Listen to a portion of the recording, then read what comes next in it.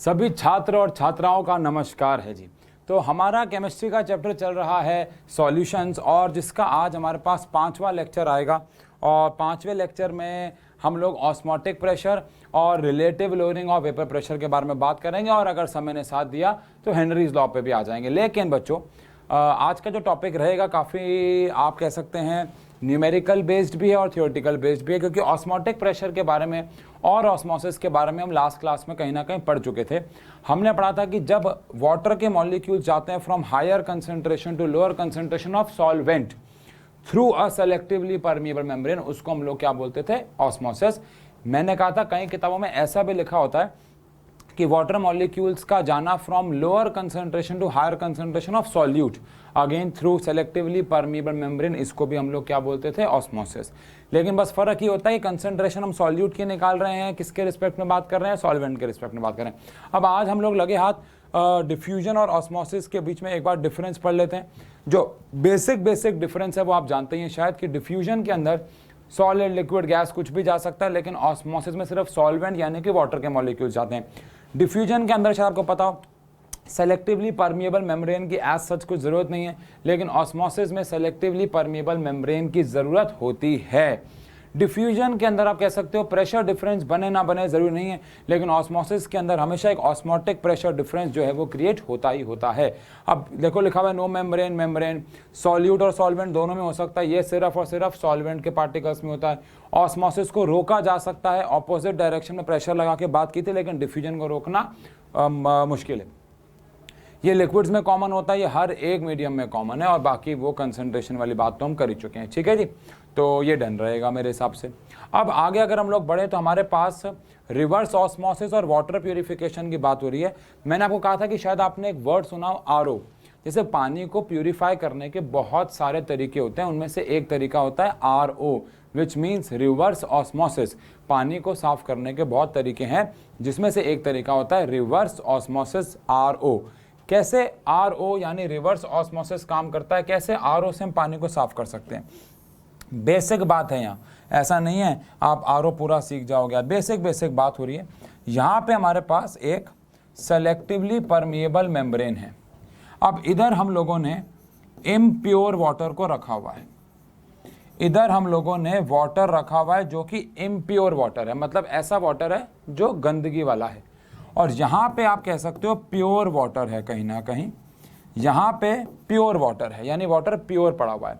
और ये हमारे पास अगेन एक सेलेक्टिवली परमिएबल मेम्ब्रेन है, यानी यहाँ पे एक मेम्ब्रेन है जो सेलेक्टिवली परमिएबल है, यानी कि ये मेम्ब्रेन एक ऐसी मेम्ब्रेन है जिसमें से वही सेलेक्टिव चीज़ें आ जा सकती हैं। ठीक है, अब आप मुझे सिर्फ इतना बताओ, अगर इनको इनके हाल पे छोड़ दिया जाएगा तो वाटर के मॉलिक्यूल्स कहाँ से कहाँ जाएंगे? आंसर है इम्प्योर साइड पे वाटर कम होगा।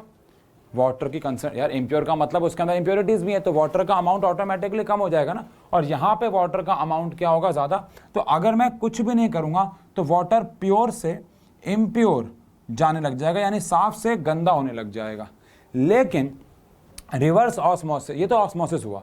रिवर्स ऑस्मोसिस का मतलब होता है वाटर जो अपनी हायर कंसंट्रेशन से लोअर जाता था, हम उसको लोअर से हायर भेज दें, यानी हम वाटर को इम्प्योर साइड से प्योर साइड भेजें, जो कि आरओ यानी कि रिवर्स ऑस्मोसिस कहलाया जाएगा। लेकिन ऐसा करेंगे कैसे?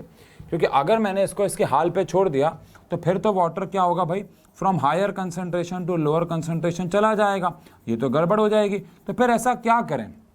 ऐसा क्या करें कि वाटर जो है लोअर कंसंट्रेशन से हायर कंसंट्रेशन जाना शुरू हो जाए? फॉर दैट हम यहाँ पे एक पिस्टन लगा देंगे, हम यहाँ पे एक पिस्टन लगा देंगे जो प्रेशर एक्सर्ट करेगा। बस एक मॉडल है, आप समझ रहे हो। यहाँ से हम लोग प्रेशर एक्सर्ट करवाएंगे, और आप सब समझदार होने चाहिए कि ये जो प्रेशर आप लगा रहे हो, अगर ये प्रेशर आपने ऑस्मोटिक प्रेशर के बराबर लगाया या कम लगाया, मान लो आपने ऑस्मोटिक प्रेशर के कम, ऑस्मोटिक प्रेशर से कम प्रेशर लगाया, तो पानी हायर से लोअर यानी प्योर से इम्प्योर आ रहा है और ऑस्मोटिक प्रेशर लगा रहा है। अब आपने कम प्रेशर लगाया तो क्या होगा? वाटर यहाँ नहीं जा पाएगा। और अगर बराबर लगाया तो पानी कहीं भी नहीं जाएगा, रुक जाएगा। लेकिन आप चाहते हो आर ओ मतलब रिवर्स ऑस्मोसिस हो जाए। फॉर दैट आप जो प्रेशर लगाओगे वो ऑस्मोटिक प्रेशर से ज़्यादा होना चाहिए, और अगर ऐसा करोगे तो पानी इम्प्योर से प्योर साइड जाना शुरू कर देगा और एज अ रिजल्ट साफ होने लग जाएगा। ठीक है जी। तो कुछ बेसिक तरीका ये है कि इस तरीके से आरओ यानी कि रिवर्स ऑस्मोसिस काम करता है, वहाँ से आप पानी को कलेक्ट कर सकते हो, वो अलग बात है। ठीक है जी, डन है। चलिए इसके बाद हम यहाँ पे थोड़ा सा बात कर लेते हैं ऑस्मोटिक प्रेशर के फॉर्मूले के बारे में, क्योंकि हमें इसके ऊपर न्यूमेरिकल भी तो करना है। तो ऑस्मोटिक प्रेशर, पहली बात तो ऑस्मोटिक प्रेशर को हम लोग पाई से रिप्रेजेंट करने वाले हैं। ऑस्मोटिक प्रेशर को हम लोग पाई से रिप्रेजेंट करते हैं। तो क्या ऐसा कहना ठीक होगा कि जो ऑस्मोटिक प्रेशर है वो डायरेक्टली प्रोपोर्शनल होगा टेम्परेचर के? तो आंसर है बिल्कुल ठीक होगा कहना। जितना टेम्परेचर बढ़ाओगे पार्टिकल्स उतने रैंडम मोशन में आएंगे, उतनी जल्दी वो हायर कंसंट्रेशन से लोअर भागेंगे, उतना ज़्यादा भागेंगे तो प्रेशर ज़्यादा एक्सर्ट करेंगे, तो ये ऑब्वियस हो जाएगा कि हाँ भाई ये बढ़ेगा। दूसरा, ऑस्मोटिक प्रेशर जो है वो डायरेक्टली प्रोपोर्शनल भी होगा कंसंट्रेशन ऑफ सॉल्यूट के, बिकॉज ऑस्मोटिक प्रेशर एक कॉलिगेटिव प्रॉपर्टी है। अगर कंसंट्रेशन सॉल्यूट की ज़्यादा होगी तो फिर पानी की कंसंट्रेशन कम हो जाएगी। जितनी पानी की कंसंट्रेशन कम होगी उतना कंसंट्रेशन डिफरेंस पैदा होगा। मान लो यहाँ पे 90% वाटर है और यहाँ पे 10 है, यहाँ पे 90 और यहाँ पे 5 है, तो 90 और 5 में गैप ज़्यादा है तो पानी ज़्यादा तेज़ी से जाएगा, प्रेशर ज़्यादा एक्सर्ट करेगा। और कंसंट्रेशन यहाँ पे हम कौन सी लेने वाले हैं? तो कंसंट्रेशन यहाँ पे हम लोग लेने वाले हैं मोलैरिटी। अभी तक हम लोग मोलैरिटी लेते आए थे, लेकिन यहाँ पे हम लोग मोलैरिटी लेंगे। अगेन जिन्होंने लिया उनको इसका कारण मतलब कुछ भी ले सकते हैं, बिकॉज टेम्परेचर यहाँ पे कांस्टेंट रहता है। आपको याद होगा एलिवेशन इन बॉइलिंग पॉइंट और डिप्रेशन इन फ्रीजिंग पॉइंट में तो टेम्परेचर वेरी कर रहा था, इसलिए हम लोगों ने क्या किया, वहाँ पे ऑस्मोटिक मोलैरिटी ले लिया, क्योंकि टेम्परेचर वेरी करता है तो we can not use molarity क्योंकि उसमें वॉल्यूम आता है, आपको पता है। ठीक है, अब क्या करें, अब भैया इन दोनों को कंबाइन कर देते हैं। Combining first and second, first और सेकेंड को अगर हम कंबाइन कर दें तो osmotic pressure is proportional to क्या आ जाएगा, CT। और जब भी हम लोग प्रोपोर्शनल का साइन हटाएंगे तो यहाँ पे हमें एक कांस्टेंट लगाना होगा, और उस कांस्टेंट को हम लोग यहाँ पे बोल रहे हैं R। R को आप लोग जानते ही हैं, R यहाँ पे गैस कांस्टेंट है। तो ऑस्मोटिक प्रेशर का फॉर्मूला हमारे पास कहीं ना कहीं CRT आ गया। ये C क्या है? कंसंट्रेशन, जो कि मोलैरिटी है, मोलैरिटी है। R क्या है? गैस कांस्टेंट, और T क्या है? टेम्परेचर।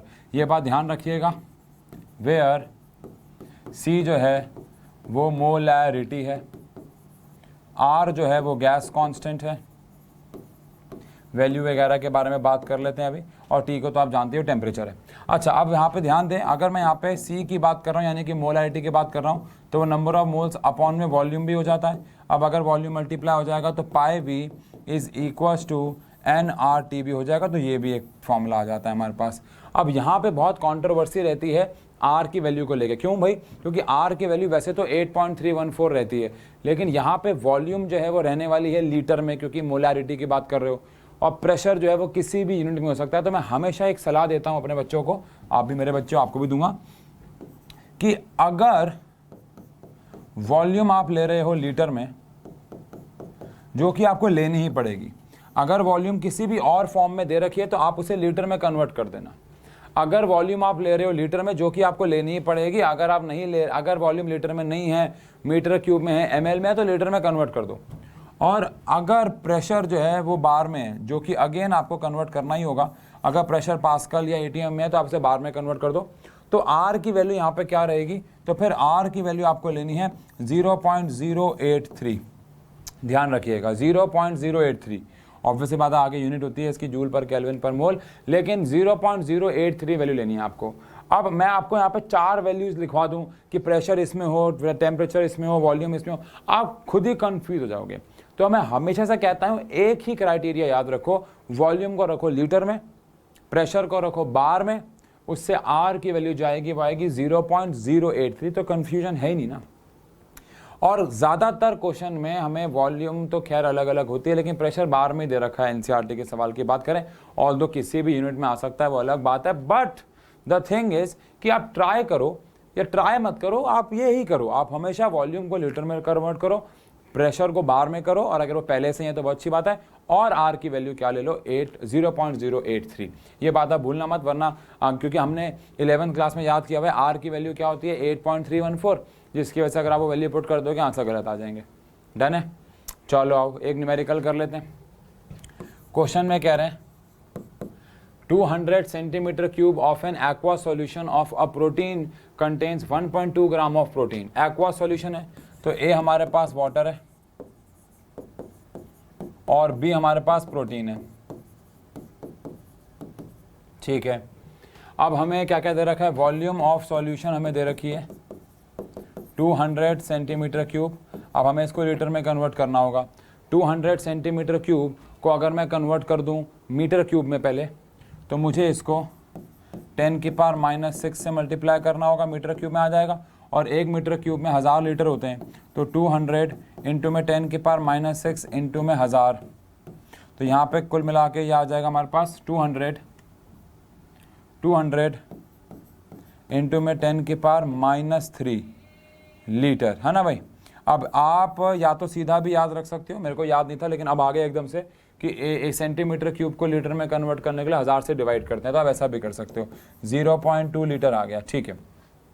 इसके बाद ऑस्मोटिक प्रेशर ऑफ, अच्छा 1.2 ग्राम घोला है, तो इसका जो हमने मास घोला है वो 1.2 ग्राम है, ठीक है जी। और टेम्परेचर भी हमें दे रखा है 300 केल्विन्स, टेम्परेचर हमें दे रखा है 300 केल्विन्स। आगे की बात अगर करें तो आगे बोल रखा है ऑस्मोटिक प्रेशर भी दे रखा है बच्चों। अगेन ध्यान से देखेंगे, आई लव यू दिखेगा क्वेश्चन में, -3 बार। आपको ऑस्मोटिक प्रेशर भी दे रखा है, आपको molar mass of the protein निकालना है, बहुत आसान। ऑस्मोटिक प्रेशर का फॉर्मूला N/VRT है ना भाई, N/VRT, कोई भी लगा दो, ये लगा दो, ये लगा दो। अब ऑस्मोटिक प्रेशर आपको दे रखा है 2.57 इंटू में 10 की पावर -3। जैसा कि बात हुई है प्रेशर हम लोग बार में लेंगे, वॉल्यूम हम लोग लीटर में लेंगे। और नंबर ऑफ मोल्स का फॉर्मूला होता है गिवन मास अपॉन में मोलर मास। वॉल्यूम हमारे पास कितनी है, वॉल्यूम हमारे पास है 0.2, आर हमारे पास कितना है 0.083, और टेम्परेचर हमारे पास कितना है, टेम्परेचर हमारे पास है 300। इस पूरे को सॉल्व कर लोगे, यहाँ से WB भी आपके पास शायद दे ही रखा है। WB कितना दे रखा है भाई, आपको सीधा वैल्यू पुट कर देते हैं। WB दे रखा है 1.2 ग्राम्स, 1.2 ग्राम्स। यहाँ से MB सॉल्व करोगे, इतना ग्राम पर मोल हमारे पास आंसर आ जाएगा, इतने ग्राम पर मोल हमारे पास आंसर आ जाएगा। डन है। कोई सवाल है तो पूछ लीजिए, कैसे पूछोगे कमेंट सेक्शन में डाल दीजिए, आसान है यार, कुछ भी नहीं है। आगे बढ़े, ओके। अब हमारे पास अगला जो टॉपिक आता है, ये पेज में खड़े छोड़ रखा, अच्छा इसके लिए छोड़ रखा होगा, कोई बात नहीं, पर हमारा आंसर इतने में ही हो गया, कोई दिक्कत वाली बात नहीं है। अब अगला टॉपिक आता है वो आता है relative lowering of vapour pressure. आप सोच रहे हो कि मैंने एक ही क्वेश्चन कराया है ऑस्मोटिक प्रेशर के ऊपर, क्योंकि सारे, वैसे तो जब हम वान हॉफ फैक्टर के बारे में बात करेंगे तो 1-2 क्वेश्चन और करेंगे, लेकिन इसके ऊपर वान हॉफ फैक्टर के ऊपर 2 क्वेश्चन और ऑस्मोटिक प्रेशर के ऊपर आएंगे। लेकिन देखा जाए तो ऑस्मोटिक प्रेशर का जो फॉर्मूला है वो इतना सिंपल सा है कि pi is equal to N/VRT होगा, प्लस जब हम इसके ऊपर यार असाइनमेंट करेंगे, एक्स्ट्रा क्वेश्चंस करेंगे, ये चैप्टर न्यूमेरिकल बेस्ड है, तो न्यूमेरिकल तो आने ही आने। अभी मैंने आपको बताया, आप चाहे रिलेटिव लोअरिंग की बात करो, चाहे आप एलिवेशन इन बॉइलिंग पॉइंट की बात करो, डिप्रेशन, हमने अभी 1-1, 2-2 न्यूमेरिकल ही किए हैं, बस उस टॉपिक को, कंसेप्ट को समझने के लिए। फिर जैसे ही ये खत्म, उसके बाद हम क्वेश्चन तो करेंगे ना इसके, वो तो है, ठीक है। अब टॉपिक आता है relative lowering of vapour pressure. अगर आप लोगों ने डिप्रेशन इन फ्रीजिंग पॉइंट या एलिवेशन इन बॉइलिंग पॉइंट खासकर ढंग से पढ़ा था, तो relative lowering of vapour pressure में कोई प्रॉब्लम आपको नहीं होनी चाहिए। मतलब आओ समझें, relative lowering of vapour pressure कहता है कि when we add a non volatile when we add a non-volatile solute in volatile solvent, vapor pressure decreases। आओ जरा समझें क्यों भाई, याद करेंगे। जब हम एक नॉन वॉलेटाइल सब्सटेंस लेते हैं और उसको वॉलेटाइल में डालते हैं, वॉलेटाइल सब्सटेंस के वेपर्स बन रहे होते हैं, नॉन वॉलेटाइल उसके सरफेस एरिया पे आ जाता है। ये हम लोग बात कर चुके हैं एलिवेशन इन बॉइलिंग पॉइंट पे। अगर नहीं याद तो आप जाके वाला लेक्चर देख सकते हो कि जब हम लोग किसी भी नॉन वॉलेटाइल सॉल्यूट को डालते हैं वॉलेटाइल में तो वो उसके सरफेस एरिया पे आ जाता है। सरफेस एरिया पे आने की वजह से इवापोरेशन का जो रेट है वो कम हो जाता है और वेपर्स कम बनने लग जाते हैं, है ना। ये होता क्यों है तो याद करेंगे, due to decrease in surface area of volatile substance. जो वॉलेटाइल सब्सटेंस है उसका सरफेस एरिया कम होने की वजह से वेपर प्रेशर भी कम हो जाता है। अब अगर मैं लेट कर लूं कि P0 जो है वो मेरे पास था vapour pressure of pure solvent, यानी कि जो कि वॉलेटाइल था, उसका हमारे पास P0 जो है वो वेपर प्रेशर है। और जब मैंने उसके अंदर एक नॉन वॉलेटाइल सब्सटेंस डाल दिया, जैसे पानी में मैंने मान लो याद करेंगे सॉल्ट डाल दिया, पानी में मैंने ग्लूकोज डाल दिया, तो वो उसके सरफेस एरिया पे आता था और उसके वेपर्स कम बन पाते थे, तो उसका वेपर प्रेशर कम होता था। ये कंसेप्ट हम पढ़ चुके हैं पहले, इसलिए मैं यहाँ पे आपको ऐसे पढ़ा रहा हूँ थोड़ा जल्दी में। लेकिन अगर आपको नहीं याद आ रहा तो मैं फिर से बोलूँगा, इस चैप्टर का 3rd लेक्चर शायद, जहाँ पे हम लोगों ने एलिवेशन इन बॉइलिंग पॉइंट पढ़ाया था, वहाँ पे बताया था कि अगर हम एक वॉलेटाइल सब्सटेंस के अंदर नॉन वॉलेटाइल डालेंगे तो उस नॉन वॉलेटाइल सब्सटेंस के पार्टिकल उसके सरफेस पे आ जाएंगे, सरफेस एरिया कम कर देंगे, जिसकी वजह से इवेपोरेशन नहीं हो पाएगा और वेपर्स कम बनेंगे, जिसकी वजह से प्रेशर कम हो जाएगा। तो जो P है वो है वेपर प्रेशर ऑफ सॉल्यूशन।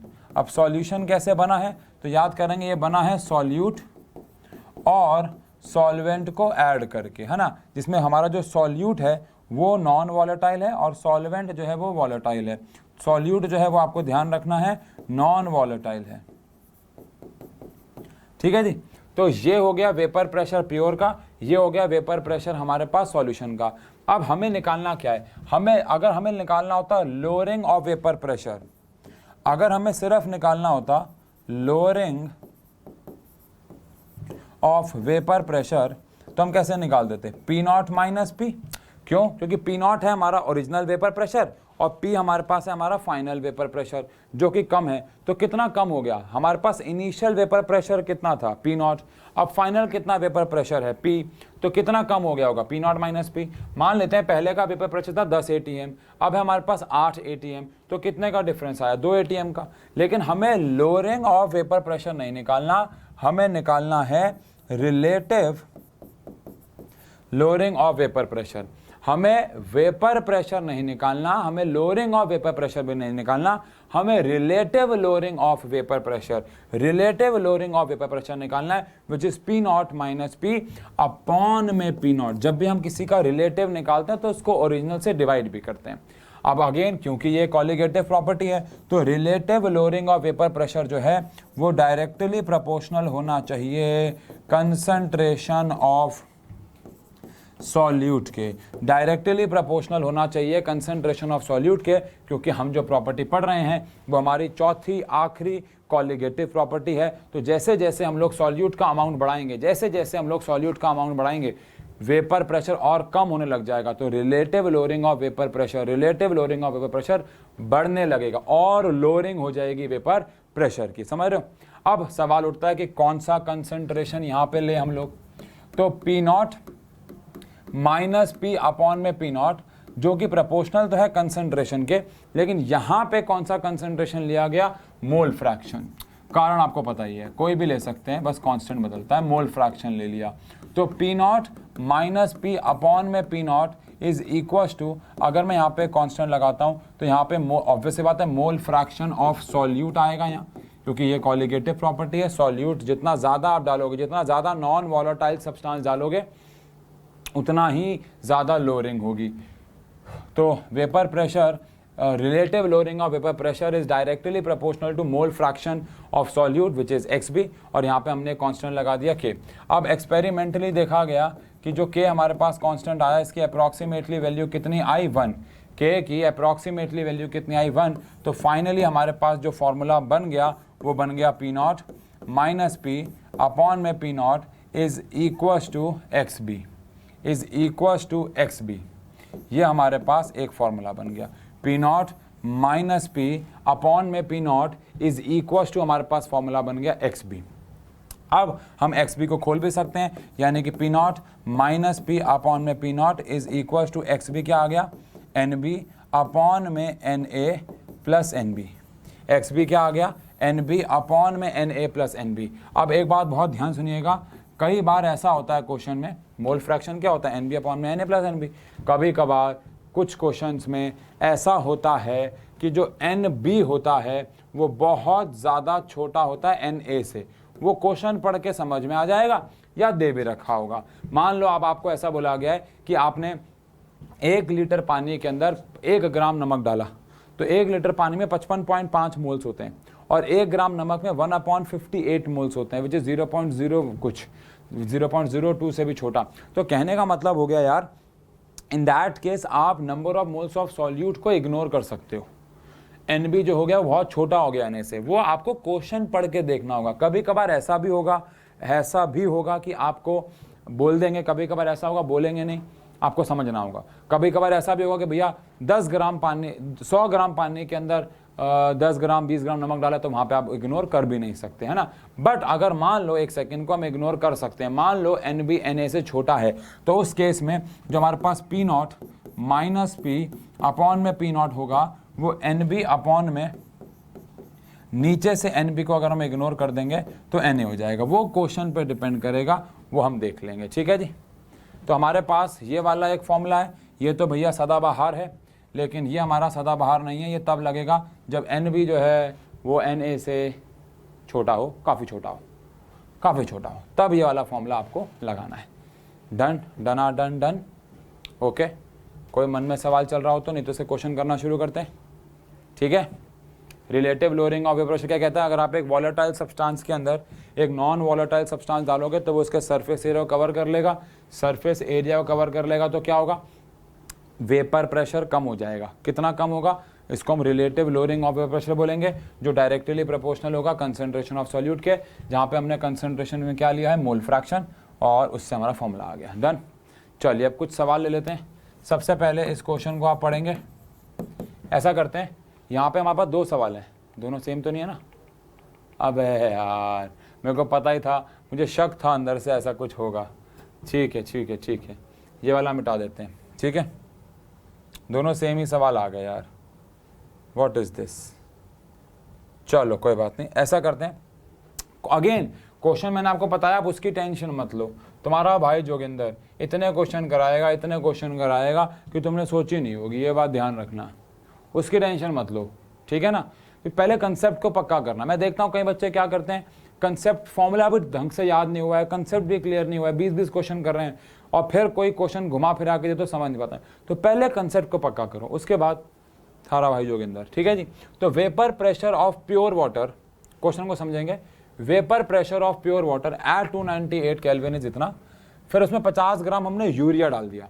तो बताओ ए कौन हो गया, ए हो गया हमारे पास वाटर, और बी कौन हो गया हमारे पास, यूरिया फॉर्मेल्डिहाइड, जिसको हम लोग NH2 ट्वाइस CO, मतलब NH2CO NH2 बात एक है, वो बोल सकते हैं।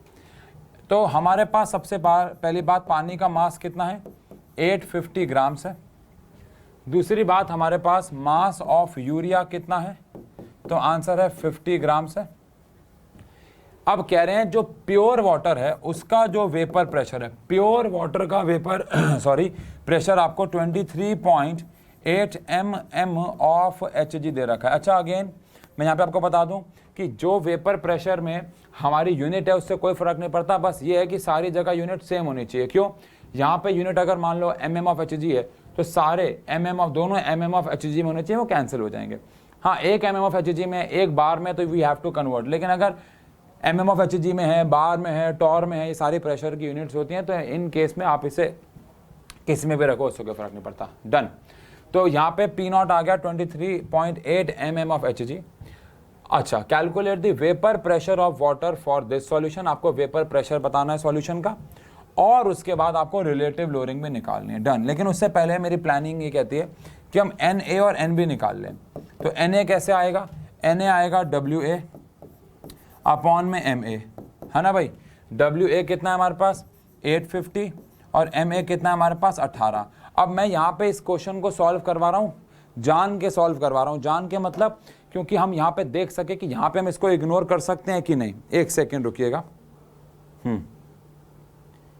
एक सेकेंड दीजिएगा। हाँ भाई, तो सबसे पहली बात तो हमारे पास आ गया 850 divided by 18 which is equal to 47.22 moles.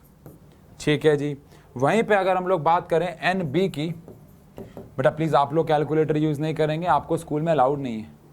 कई बच्चे मैं देखता हूँ ऐसे बोलते हैं कि सर आप भी कर रहे हैं। यार मेरे से आप, मैं यहाँ पे हाथ से कैलकुलेशन करने लग जाता हूँ, क्या दिक्कत है? टाइम ही तो वेस्ट होगा ना। बस आप अपनी बात करो, आपको नहीं करना है कैलकुलेटर से। एन बी कैसे निकाले? एन बी निकलेगा डब्ल्यू बी अपॉन में एम बी। अब डब्ल्यू बी कितना है हमारे पास बच्चों? 50, और एम बी यानी यूरिया का मास अगर निकालें तो नाइट्रोजन का मास हो गया 14 इंटू में 2 28, 28 और 4 कितना हो गया? 32 और कार्बन का हो गया 12, 34, 44 और 6 50 और 60 आ गया भाई हमारे पास इसका मास। अब अगर हम 50 को डिवाइड कर देंगे 60 से, अगर हम लोग एक सेकेंड 50 को डिवाइड करेंगे 60 से तो आंसर आ जाएगा 0.016 ऐसा कुछ आ जाएगा।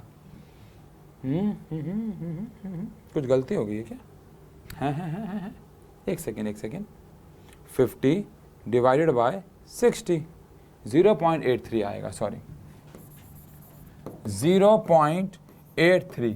अच्छा अब आप मुझे बताओ क्या 0.83 और 47.2 कैसे इग्नोर किया जा सकता है? तो आंसर है हाँ, क्योंकि ये 100 गुना से भी ज़्यादा का मतलब लगभग आप कह सकते हो फ़र्क है। तो हाँ, हम इसको इग्नोर बहुत आराम से कर सकते हैं, इसको इग्नोर किया जा सकता है। आप ऐसा बोल सकते हो एज एन बी इज़ छोटा देन एन ए, तो इसको इग्नोर किया जा सकता है। मेरी बात आपको समझनी है, ठीक है ना? हम इसको इग्नोर कर सकते हैं। अब अगर हम इसको, क्योंकि हम अब हमें आइडिया हो गया ना, हमने मोल्स निकाल लिए ना, तो अब हम इसको इग्नोर कर सकते हैं। अच्छा अगर इग्नोर कर सकते हैं तो p naught minus P upon में P naught is equal to सीधा क्या लिख सकते हैं? एन बी अपॉन में एन ए। ऑल दो अगर आपको यार देखो कहीं पे कंफ्यूजन हो रही है यार कि मैं इग्नोर कर, मान लो ये आया 47.22 और वो मान लो आ गया 5 या 10, आपको अब कंफ्यूजन हो गया, तो वहाँ पे आप जहाँ भी कंफ्यूजन हो वहाँ पे आपको इग्नोर करना ही नहीं है, वहाँ पे आप इग्नोर नहीं करोगे। क्योंकि इग्नोर ना करने का, अब मान लो मैं ऐसे क्वेश्चन में इग्नोर नहीं करता तो ऐसा थोड़ा मेरे मार्क्स कट जाएंगे, बल्कि मैं तो और एक्यूरेट काम कर रहा हूँ। हाँ, कहीं पे इग्नोर नहीं करना था लेकिन आपने कर दिया, वहाँ पे आपके नंबर जो है वो फिर कट सकते हैं। चलिए फिलहाल P naught minus P upon में पी नॉट की अगर मैं बात करूँ तो इसमें पी नॉट मेरे पास कितना है? 23.8 माइनस पी मुझे निकालना है अपॉन में फिर से 23.8 is equal to N B जो है, एन बी वो मेरे पास आ चुका है 0.83 और एन ए मेरे पास आ चुका है 85,850। क्या हो रहा है? 4.47 बच्चों सॉरी, एक्चुअली मैंने कॉफ़ी नहीं पी है, तो आएगा 47.22। अब हम इसको सॉल्व कर लेंगे, यहाँ से हमें P की वैल्यू मिल जाएगी, लेकिन मुझे इतना पता हो P की वैल्यू मिलेगी किस में, हमें क्या यूनिट आएगी P की? तो आंसर है P की यूनिट आएगी mm ऑफ Hg। ऐसा क्यों? क्योंकि जो आपने P नॉट लिया है वो भी आपने mm ऑफ Hg में लिया है, तो यहाँ से जो आपको P मिलेगा वो भी किस में मिलेगा? mm ऑफ Hg में मिलेगा, बिल्कुल मिलेगा। अच्छा अब इसी क्वेश्चन में आपको ये बोला गया है कि आपको रिलेटिव लोअरिंग भी निकालना है, तो रिलेटिव लोअरिंग तो इस पूरे के बराबर ही हो गया ना यार, बोलो। ऑल्सो अब मुझे अगर relative lowering of vapour pressure निकालना है तो मेरे पास अब दो ऑप्शन है, P naught minus P upon में पी नॉट, मेरे पास सबकी वैल्यू आ गई पुट कर दी, या फिर p naught minus P upon में P naught is equal to 0.83 upon में 47, वो तो यार ठीक है हो जाएगा। अच्छा relative lowering of vapour pressure कि क्या कोई यूनिट होगी? आंसर है नहीं, कोई यूनिट नहीं होगी। ये जो क्वांटिटी आएगी वो क्या आएगी? यूनिटलेस, क्योंकि ऊपर भी क्या है? प्रेशर, नीचे भी क्या है? प्रेशर, तो ये क्वांटिटी ओवरऑल क्या आ जाएगी बच्चों? यूनिटलेस क्वांटिटी आ जाएगी। डन है? ओके रिपोर्ट है। तो इसके ऊपर इस तरीके के सवाल आ सकते हैं, नॉर्मल से सवाल है, कोई ज़्यादा मुश्किल दिगड़मबाजी नहीं है। बोलो डन? ठीक है, ठीक है। और इसी के साथ आप कह सकते हो कि हमारी जो कॉलिगेटिव प्रॉपर्टीज़ हैं वो ख़त्म हो जाती हैं। शायद आपको याद हो, रिवाइज करा दूं, 4 कॉलिगेटिव प्रॉपर्टीज हमारे पास थी, elevation in boiling point, depression in freezing point, osmotic pressure. अब हमने पढ़ लिया relative lowering of vapour pressure. अब आज हम लोगों को जो पढ़ाई काइंड ऑफ शुरू करनी है वो हेनरीज लॉ और रॉल्ट्स लॉ। लेकिन हेनरीज लॉ और रॉल्ट्स लॉ को शुरू करने से पहले आपको कुछ बेसिक बातें पता होनी चाहिए जो कि हैं related to solubility. Related to solubility, what do you mean by solubility? Solubility का मतलब क्या होता है? सॉल्युबिलिटी का मतलब होता है maximum amount of solute which can be dissolved in a solvent at given temperature and conditions। अगर मैं गिवन टेम्परेचर और कंडीशंस की बात करूं तो मैं एक सॉल्वेंट के अंदर मैक्सिमम कितना अमाउंट ऑफ सॉल्यूट जो है वो डिसॉल्व कर सकता हूं, इसको बोल देते हैं सॉल्युबिलिटी। मान लो मेरे पास एक ग्लास में पानी है, अब उस ग्लास के पानी, एक ग्लास ऑफ वाटर के अंदर मैं कितने चम्मच चीनी के, कितने चम्मच नमक के घोल सकता हूं, इसको बोलते हैं सॉल्युबिलिटी। ठीक है जी। अब सॉल्युबिलिटी जो है उसको कौन कौन से फैक्टर्स अफेक्ट करते हैं? फैक्टर्स अफेक्टिंग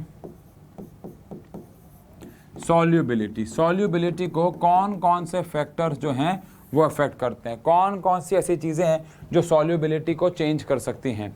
सबसे पहला है नेचर ऑफ सॉल्वेंट। सॉल्वेंट के नेचर पे भी डिपेंड करता है भाई। अब अगर आपको नमक घोलना है तो आंसर है अल्कोहल में है तो नमक घुलेगा ही नहीं, वाटर में काफ़ी ज़्यादा घुलेगा। तो अगेन ये इस पर डिपेंड करता है कि आप सॉल्वेंट कौन सा ले रहे हो। अगेन नेचर ऑफ सॉल्यूट पे भी ये डिपेंड करता है। अब एक ग्लास पानी के अंदर आपके हिसाब से चीनी ज़्यादा घुलेगी या नमक ज़्यादा घुलेगा? जल्दी बताओ कमेंट सेक्शन पे। आपके हिसाब से एक ग्लास पानी, इक्वल अमाउंट ऑफ पानी है, उसमें चीनी ज़्यादा घुलेगी या नमक?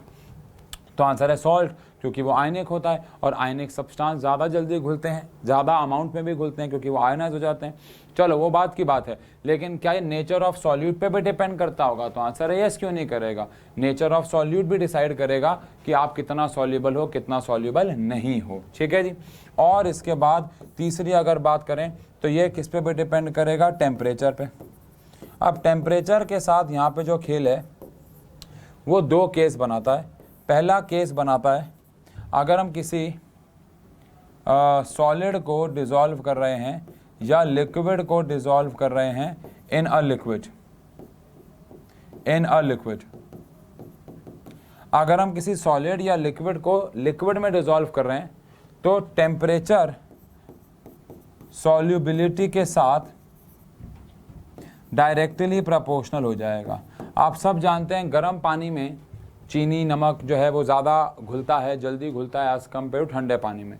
और अगर मान लो जैसे आपको याद हो सैचुरेटेड सॉल्यूशन हो गया, आप एक ग्लास में नमक घोल रहे हो, घुल गया, अब वो और नहीं घुल रहा, अब वो घुलना बंद हो गया, अब वो नहीं घुल पा रहा, अब वो घुलना बंद हो गया है, तो आप उसे गर्म करोगे तो और घोल पाओगे, बिकॉज गर्म करने पे लिक्विड के पार्टिकल्स और दूर हो जाएंगे, तो और ज़्यादा अमाउंट ऑफ सॉल्यूट आप उसके अंदर डिसॉल्व कर पाओगे। लेकिन ये जो बात हो रही है, ये बात किसके लिए हो रही है? सॉलिड को अगर आप एक डिसॉल्व करते हो या लिक्विड को आप डिसॉल्व करते हो एक लिक्विड में। लेकिन अगर आप डिसॉल्व कर रहे हो गैस को इन लिक्विड, तो शायद आपको पता हो कि जो सॉल्युबिलिटी होती है वो इनवर्सली प्रोपोर्शनल हो जाती है टेम्परेचर के। यानी कि अगर आप एक गैस को घोलना चाहते हो एक लिक्विड में तो सॉल्युबिलिटी और टेम्परेचर आपस में इनवर्सली प्रोपोर्शनल हो जाते हैं मेरे बच्चों। इनवर्सली प्रोपोर्शनल क्यों हो जाते हैं? आपको पता होगा जब टेम्परेचर बढ़ाते हैं तो गैसेस भागती हैं और गैसेस के भागने की वजह से उनकी जो एंट्रोपी है, रैंडमनेस है, वो बढ़ जाती है, पानी के साथ मैच नहीं हो पाती है और गैसेस भाग जाती हैं। शायद आपको पता हो गर्म कोल्ड ड्रिंक में, गर्म वाटर बॉडीज़ में गैसेस डिसॉल्व नहीं हो पाती हैं। आप सबको पता है कोल्ड ड्रिंक्स को गर्म अगर आप रखोगे और ढक्कन खोल दोगे तो सारी गैस बहुत जल्दी बाहर निकलेगी। लेकिन एकदम चिल्ड, एकदम ठंडी कोल्ड ड्रिंक है, और आप उसका ढक्कन खोलोगे तो गैसेस निकलेंगी बाहर, मना नहीं कर रहे लेकिन कम निकलेंगी, पहली बात। दूसरी बात, आप सबको पता होगा जब भी किसी पानी में या किसी कोल्ड ड्रिंक में कार्बन डाइऑक्साइड को मिक्स करती हैं कोल्ड ड्रिंक वाली कंपनीज, तो वो हमेशा उसको ठंडा करके उसके अंदर कार्बन डाइऑक्साइड या गैस मिक्स करती है। बिकॉज अगर पानी का टेम्परेचर बहुत ज़्यादा हाई होगा तो गैसेस को डिसॉल्व करना मुश्किल है, बिकॉज गैसेस की सॉल्युबिलिटी कम हो जाती है। अगेन पता नहीं अगेन आप ये बात जानते हैं कि नहीं, लेकिन जो एक्वेटिक लाइफ होती है, यानी कि जो मछलियाँ हैं, पेड़ पौधे हैं, ये ज़्यादा बेहतर सर्वाइव कर पाते हैं ठंडे पानी में। अगेन हम अभी यहाँ पे टेम्परेचर की कंडीशन की बात नहीं कर रहे हैं, मतलब कुछ मछलियाँ ऐसी हैं जो ठंडे पानी में सर्वाइव नहीं कर पाती हैं ठंड की वजह से। अभी यहाँ पे टेम्परेचर पर फोकस, हम ये नहीं कह रहे हैं कि ये मछली ठंड में, अगर एक मछली हर एक वेदर में रह सकती है तो ठंडे पानी में उसको रहने में ज़्यादा मज़ा आएगा, क्योंकि पानी जब ठंडा होता है तो उसमें गैसेस ज़्यादा डिजॉल्व होती हैं। लेकिन आप कोई भी हॉट वाटर बॉडी इमेजिन करो, क्या कभी आपने अपनी लाइफ में कोई भी हॉट वाटर बॉडी देखी है? Hot water body, hot water body का मतलब है गर्म पानी का कोई स्रोत। देखो जैसे एक मनाली में एक गुरुद्वारा है मणिकरण, अगर आपने वो गुरुद्वारे पे आप कभी गए हैं तो आप प्लीज़ एक बार ही बताइएगा कमेंट सेक्शन पे। तो एक गुरुद्वारा है मनाली में, थोड़ा ऊपर जाना पड़ता है, मणिकरण में, मणिकरण गुरुद्वारा ही बोलते हैं उनको, गुरुद्वारा मणिकरण साहब ऐसा एक नाम है कुछ। और वहाँ पे एक गर्म पानी का सोर्स है जिसको सरोवर कहते हैं। मैं कुछ गलत बोल रहा हूँ तो मुझे करेक्ट कर देना, लेकिन शायद सरोवर बोलते हैं। और वहाँ पे पानी गर्म होता है, उसके ना लेवल्स हैं। जो ऊपर पानी रखा गया है गर्म, वहाँ पे लोग नहाते हैं, या इसको नहाना वर्ड नहीं बोलते हैं, इसको स्नान करना, जो भी ऐसे गंगा में लोग करते हैं ऐसे वहाँ पे सरोवर में कर रहे होते हैं। और इतनी ठंड में भी पानी में लोग वहाँ पे नहा रहे होते हैं बिकॉज पानी गर्म होता है। लेकिन उसी के नीचे आप थोड़ा सा लेवल पे जाओगे तो वहाँ पानी इतना ज़्यादा गर्म होता है कि वहाँ पे उसी पानी में नहाने वाली अलग जगह है, सरोवर अलग है, लेकिन वहाँ पे नीचे ही पानी इतना ज़्यादा गर्म है कि वहाँ पे चावल उबाले जाते हैं। वहाँ जो लंगर होता है, उस लंगर के जो चावल उबाले जाते हैं वो उसी गर्म पानी में उबाले जाते हैं, ऐसा मैंने सुना है।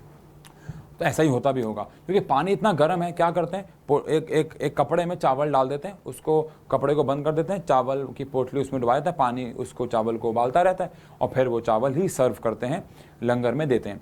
तो लेकिन मैं आपको ये बात क्यों बता रहा हूँ, अगर आप उस पूरे सरोवर में देखोगे तो आपको एक भी मछली नहीं मिलेगी, कोई भी पेड़ पौधा नहीं मिलेगा, कोई भी एक्वेटिक लाइफ नहीं मिलेगी, बिकॉज इतने हाई टेम्परेचर पे, जहाँ पे पानी लगभग उबल रहा है, इतने हाई टेम्परेचर पे सारी गैसेस वहाँ से भाग चुकी होंगी और कोई ऑक्सीजन नहीं, कोई कार्बन डाइऑक्साइड नहीं, तो प्लांट्स और मछलियाँ सर्वाइव नहीं कर सकते हैं। ये बात आप ध्यान रखिएगा। तो टेम्परेचर के बढ़ने पे सॉल्युबिलिटी के साथ क्या होगा, ये डिपेंड करता है इस चीज़ पे कि आप किसकी सॉल्युबिलिटी की बात कर रहे हो। जैसे कि जब हम गर्मियों में कोई रूह अफ़ज़ा बनाते हैं, कोई लेमोनेड बनाते हैं, तो पहले हमारी मदर जो चीनी है वो नॉर्मल पानी में घुलती हैं, क्योंकि अगर वो चिल्ड पानी ले लेंगी तो उसमें चीनी ढंग से घुलेगी नहीं। तो पहले वो नॉर्मल पानी में, मतलब मेरे घर में तो ऐसा होता है, आपके पता नहीं मुझे, नॉर्मल पानी में चीनी को वो घोलते हैं, उसके बाद सारा सामान डालते हैं, उसके बाद बर्फ़ से उसको ठंडा कर देते हैं, है ना, या ठंडा पानी डाल देते हैं, जो भी करते हैं वो फिर देंगे। लेकिन इनिशियली शुरुआत ही अगर हम ठंडे पानी से करेंगे तो सॉलिड्स या लिक्विड्स कम घुलेंगे। लेकिन गैसेस में उल्टा होता है, जितने भी कोल्ड ड्रिंक वाली कंपनीज हैं वो ठंडे कोल्ड ड्रिंक में गैसेस को डिसॉल्व करती हैं। या आप कभी राजस्थान साइड जाओ, अजमेर साइड जाओ, वहाँ पे ना लाइव ऐसे रेडियो पे सामने सोडा बनाए जाते हैं, तो वो जो सोडा बनाते हैं वो गैस को डिसॉल्व करते हैं पानी के अंदर। आप कभी नोटिस करना, पानी ठंडा लेते हैं, वो ऐसे पानी को लेते हैं जो बर्फ़ से निकाला उन्होंने ठंडा, क्योंकि ठंडे पानी में गैसेस ज़्यादा डिसॉल्व होंगे। अगर वो गर्म पानी लेंगे तो मैं ये नहीं कह रहा हूँ गैस डिसॉल्व नहीं होंगी, मुश्किल होगी, सॉल्युबिलिटी कम होगी। ज़्यादा गैस डिसॉल्व करने के लिए अभी हम प्रेशर वाला फिनोमेना पढ़ेंगे, आपको ज़्यादा प्रेशर लगाना पड़ेगा, विच विल बिकम डिफ़िकल्ट। ठीक है जी। तो एक क्वेश्चन अगर हम लोग लिख लें, एग्जाम में काफ़ी आता है, why there is no aquatic life possible in hot water bodies? Why there is no aquatic life possible in hot water bodies? Why there is no aquatic life possible in hot water bodies? Answer short में लिख देंगे, in hot water bodies due to higher temperature solubility of gases like carbon dioxide and oxygen decreases, due to which aquatic life cannot survive. मतलब आप इसको back करके लिख लेना, YouTube पे हो आप यार, क्लास के सामने थोड़ी हो, लिख सकते हो। ठीक है। अच्छा, अब एक और बहुत बड़ा फैक्टर है जो सॉल्युबिलिटी को अफेक्ट करता है, and that factor is pressure. जिसके बारे में हम आज बात नहीं कर रहे हैं। प्रेशर के बारे में बात करने के लिए हम लोगों को हेनरीज लॉ या रॉल्स लॉ पे चलना होगा, जो कि हमारा अगला टॉपिक होगा। यानी हमने ये तो पढ़ा कि गैसेस की सॉल्युबिलिटी किस पे भी डिपेंड करती है बच्चों, टेम्परेचर पे, और एक और बहुत बड़ा फैक्टर है जिस पे वो डिपेंड करते हैं, and that factor is pressure. लेकिन प्रेशर जो है वो अभी हम नहीं पढ़ रहे, लेकिन आप इमेजिन तो कर ही सकते हैं कि गैसेस की सॉल्युबिलिटी प्रेशर पे कैसे डिपेंड करती होगी। और कहने का मतलब ये है कि हमें सिर्फ गैसेस की आगे बात करनी है, हमें सॉल्युबिलिटी ऑफ सॉलिड्स की बात नहीं करनी है। जो हेनरीज लॉ है, जो रॉल्स लॉ है, वो सिर्फ गैसेस के ऊपर है कि गैसेस कितनी घुलेंगी किसी लिक्विड के अंदर। ये तो हमारा अगले क्लास में टॉपिक होगा हेनरीज लॉ, उसके बाद होगा रॉल्स लॉ, उसके बाद हम लोग वॉन हॉफ फैक्टर पे आ जाएंगे। आप कह सकते हैं 1 या मैक्सिमम 2 लेक्चर्स अब इस चैप्टर के और बचें, और ये चैप्टर काफ़ी बड़ा चैप्टर है और इसको इतने लेक्चर में हम निपटा रहे हैं। फिर हम इसका एक क्लास लेंगे ईदर ऑन संडे और ऑन एक ऐसे डे जहाँ पे हम इसके न्यूमेरिकल्स पे, क्योंकि मेन हिस्सा, मेन काम न्यूमेरिकल्स ही है बच्चों, ठीक है ना। तो मिलते हैं अगले लेक्चर में हेनरीज लॉ, रॉल्स लॉ के साथ, ठीक है जी। तब तक के लिए thank you so much, goodbye, tata, see you, thank you.